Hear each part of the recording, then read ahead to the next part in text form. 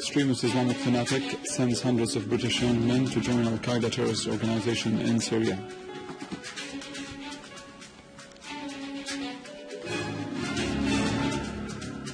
Geneva consultative meeting today would define the date of the Geneva II conference to find a political solution to the crisis in Syria.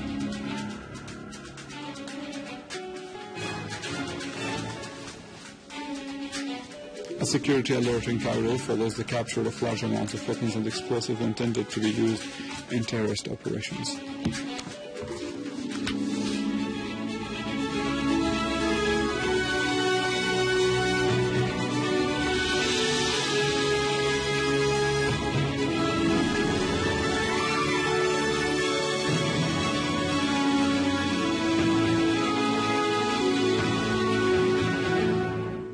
Good afternoon, this is News in English from the Syrian Arab television in Damascus. Security and intelligence departments in Denmark said that 80 young men from Denmark were sent to Syria to fight with the opposition and the terrorist organization. At least 7 of them have already been killed.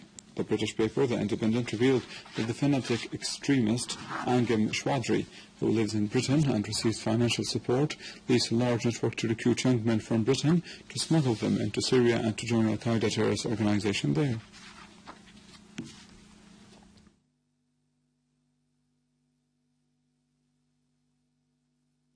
A meeting is held in Geneva today between the United Nations envoy to Syria, al-Ibrahimi, and Russian and American representatives in an attempt to define the date of the Geneva II conference and to find a political solution to the crisis in Syria. Diplomatic sources in New York said that the UN Secretary General Ban Ki-moon would declare the date of the conference after this consultative meeting. The meeting will be attended by al-Ibrahimi and the Deputy Foreign Ministers of Russia and America. The crisis in Syria and the ways to solve it politically will be the main objectives of talks to be held between the Russian President Vladimir Putin in his visit to Italy and the Vatican. Moscow stressed the necessity of finding a suitable peaceful solution to the situation in Syria. The Russian and Italian leaders will also discuss important international issues. They will lead the session of plenary Russian and Italian consultations between the two governments. In the same context, the Italian Foreign Minister Emma Bonini asserted that there is no alternative to the political solution in the Syrian crisis. She also expressed Italy's support for the endeavors to hold the International Geneva II Conference on Syria.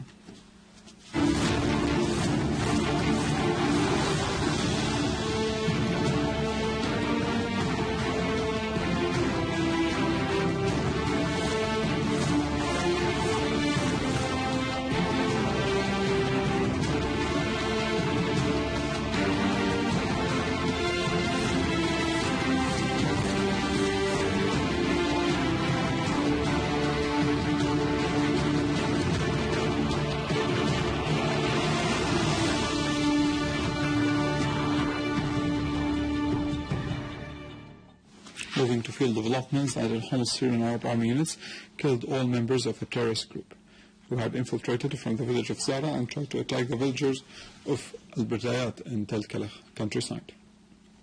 Syrian Arab Army forces also repelled an attack by terrorists on the guarding posts of the Western Dam, killing dozens of the terrorists and destroying their weapons and ammunition. Also, Syrian Arab Army units eliminated several terrorist groups between the villages of Al-Dal al-Kabira and Al-Khalidiyah. In the city of Homs, Syrian Arab Army units carried out a qualitative and specific operation against the terrorist gatherings in the neighborhood of Jurat al-Shayyah, destroying 3 hideouts by the terrorist leaders near the mosque of Al-Jura and in the vicinity of the endowment building, killing many terrorists. Also in Idlib and in the countryside of the governorate, Syrian Arab Army units carried out a qualitative operation, destroying the terrorist gatherings and hideouts in a number of villages, killing many terrorists. After one day of the Iranian agreement with the group of 5+1, which is described as historical and the agreement of the age, Iranian Foreign Minister Mohammad Javad Zarif stressed that the Iranian steadfastness managed to gain Iran its right to peaceful nuclear power enrichment. He also stressed and asserted that Iran will maintain the nuclear techniques as a right that cannot be taken away from it. Zarif said during a press conference, "No one can dictate on us, and the West learned how to deal with the Iranian people through mutual respect." The French Foreign Minister Laurent Fabius announced that the European Union would begin to reduce sanctions imposed on Iran starting from next month. France was one of the states that hindered the signing of the agreement between Iran and the 6 countries concerning Iran's nuclear file. France was thus trying to satisfy both Israel and Saudi Arabia, which were harmed by the agreement. However, France ultimately approved the content and the international approval of this agreement.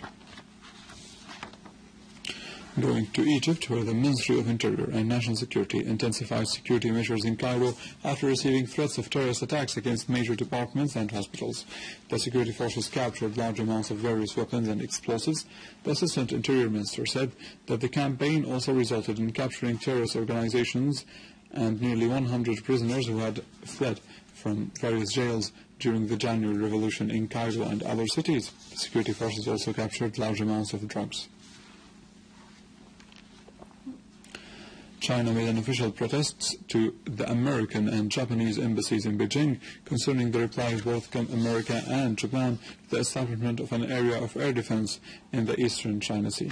China stressed the necessity of identifying the character of such an area to be in line with the United Nations Charter and the international laws and practices in order to protect the sovereignty of the Chinese state and airspace.